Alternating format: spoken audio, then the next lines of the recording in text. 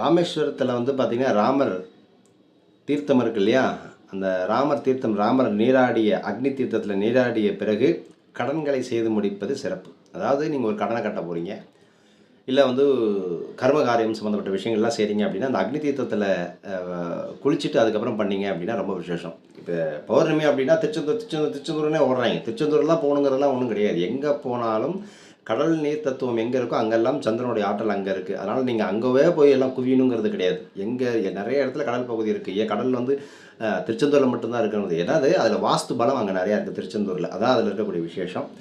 அதே மாதிரி ராமேஸ்வரம் போங்க, ஒன்றும் பிரச்சனை இல்லை. சொந்த வீடுகளை சரி செய்ய முடியாத நிலையில் இருப்பவர்களுக்கும், வாடகை வீட்டில் வேறு வழி இல்லாமல் குடியிருப்பவர்களுக்கெல்லாம் அந்த வாஸ்து பல குற்றம்லாம் இருந்துச்சு அப்படின்னா, பாபநாசம், திருச்செந்தூர், திருப்பரங்குன்றம், மதுரை மீனாட்சி, பிள்ளையார்பட்டி இந்த ஆலயத்தெல்லாம் கொஞ்சம் நேரம் அமர்ந்து அங்கே இருக்கக்கூடிய மண் எடுத்துகிட்டு வந்து நிலவாசலை கட்டி பூஜை பண்ணுங்கள். சூப்பராக வரும். வீடு தோஷம்லாம் இருக்காது.